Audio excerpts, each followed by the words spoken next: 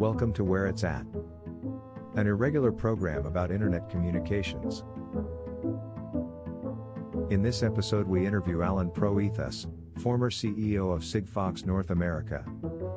At Sigfox, Allen built IoT network providing wireless coverage for over 70 million people in the US. Today, Allen is the CEO of Capstone Partners, a strategic advisory firm for clients in the mobile, IoT and emerging technology industries. Capstone provides board advisory, business model and partnership development, 5G and IoT solutions and other services to help clients accelerate time to market and revenue growth. Allen is a frequent keynoter at IoT Evolution where he leads the Money Matters panel. In this interview, Carl and Allen discuss what the future might hold for the assets of Sigfox and the success of LoRaWAN.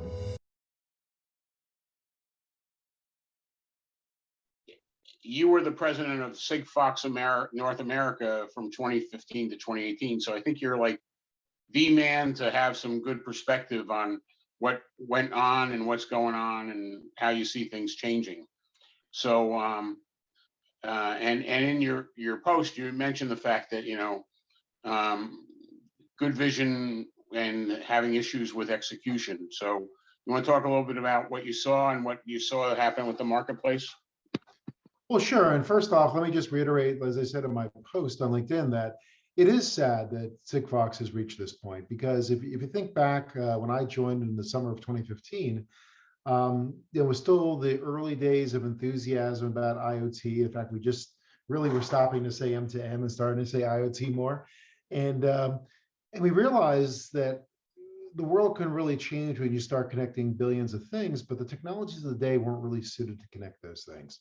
So the whole Sigfox vision of how do you economically, seamlessly connect out all these things, and I actually coined the term when I got there, things that whisper rather than shout data, and really helping the world understand that, as we especially know today, that any one technology really doesn't solve all your problems. Just like any one pair of shoes you have in your closet, no matter how nice or comfortable, isn't going to suit all situations. And it's really a very complementary technology to many other things like traditional cellular, higher capacity technologies. But there are a lot of things that only need that little sip of data.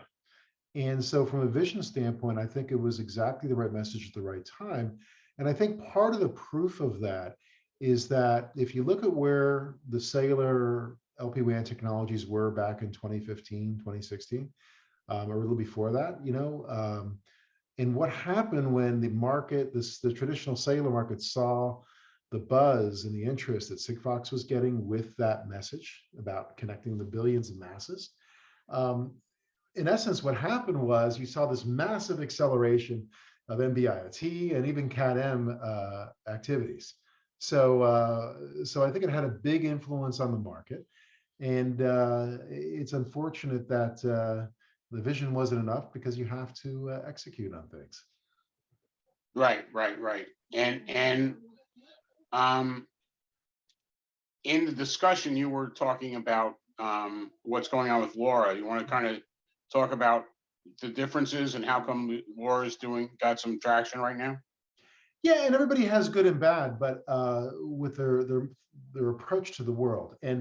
And we tend to have, especially back a few years ago, and I'm really happy we've gotten beyond this sort of religious level fervor about it's this connectivity or that connectivity. Who cares what it is? Who cares if it's magic beans or pixie dust? It's really about how are we solving business problems. And the one, I think, thing that LoRa got right, and of course they've had their challenges, different types of challenges, but the one thing that LoRa has right, I think, is the business model, where anybody can easily just grab a couple of gateways and in a very short amount of time, have a very robust network on a campus or in your industrial setting or whatever it is, your facilities management application, running in a very short amount of time. And so I think that business model from a deployment standpoint has been a very powerful approach to the market, to the point even Amazon has adopted LoRa as a core foundation of their sidewalk approach. On the flip side with Sigfox, I think the vision of a public network that anywhere you go, it simply works, is still the gap we have in non-cellular LPWAN connectivity space. where, especially when you get outside of Europe, the US is just too big. And frankly, the economics just don't work to put it everywhere. But there are people like, in addition to Amazon, what they're doing sort of an inside out approach and coverage with LARA.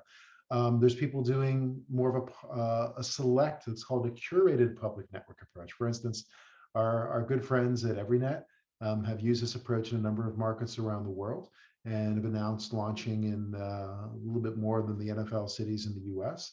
And then you have people that have been doing this for quite a while on a project basis, like Senate, for instance, who was actually one of the early pioneers in the space. So, no one person has the answer, but I think at least the industry has shown there is room for a non-cellular solution that provides a lot of flexibility about where you can put it up and what you can do with it. And this is still the early stages of IoT, so I think there's a lot more to come around that. And There's the issues around IoT are pretty general in that we're still maybe in the early second inning of IoT, what we call IoT. It feels like we've been this forever because the promises have been so big for so long, but it's still very early days. And so we're still necessarily way too focused on the nuts and bolts of how do you get data out of a lot of stuff that can be all these places. And the more we can sort of not worry about the plumbing side of things and get to the side of where we're spending a lot more time on, hey, we got all this data we never had before. How can this fundamentally change my business? How can this fundamentally change the customer experience? For all these really sexy slides with all the colors around digital transformation, the number one winner in digital transformation right now, I think, are graphic designers in making these incredible slides. And it is happening, but it's really hard in reality. And it's more than pretty slides. It's now that you finally get this data, you have an existing operation. How do you integrate it all together and actually extract value from it? And you have to do it along the way. You just can't say, give me 3 or 5 years and a big bucket of money and it'll all work out. You have to show those wins along the way to earn the right to do the next bigger thing. And it's a very complex dance, regardless of what industry you're in and regardless of what technology you're using. so speaking about a big bucket of cash, what's to be of Sigfox now, in your opinion? What's I've been on the outside for a couple of years now, so I certainly don't speak for the company or have detailed knowledge, but I think the options are much different than they were perhaps just a few years ago, and that the industry continues to evolve at a very quick pace. And I think the answer may change in different places around the world. In the US, we quickly built a network covering 7 million people and had a lot of activity in different industrial verticals. But when the money started getting tight, which is when I left, it became clear that they just couldn't afford to ever build out here. And to be fair, I mean, the US is probably one of the more difficult markets to cover because it's just so big. So the business model does not work in a very geographically dispersed place, is what I'd suggest. But if you go to countries like France or Germany or Spain, where they have really robust coverage, the answer may be very different. It may be, rather than continuing to go down this path, which is just economically unviable of this grand global public network approach, that maybe a key industrial customer or just an industrial company says, you know what? I have tens and tens of millions of things myself. I'd like my own network to control, and maybe I'll extend it to my supplier and my customer ecosystem, and maybe do it on a regional basis. So I think that's one option, but it depends on something that none of us know on the outside right now, and that's what's the true state of the business, what's the true coverage, and I think that's a little bit of a question because we've seen different public announcements. Okay, that's fair. And what about the protocol? Do you see it having a life of beyond the company? Like, do you think it goes back into 3GPP or someplace to become a standard, or you think it's kind of up to what the company does?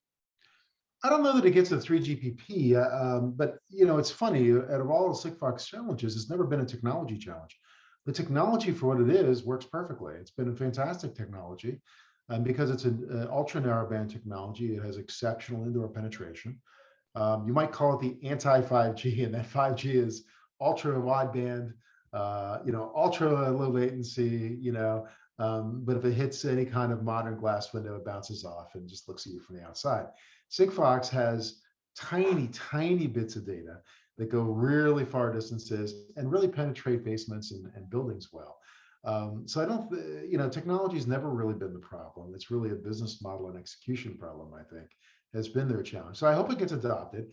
If we look at what's happening though, even though the LAR technology has been relatively open for the last number of years with some strings attached, it just recently, in the last month or two, was adopted as an official global standard.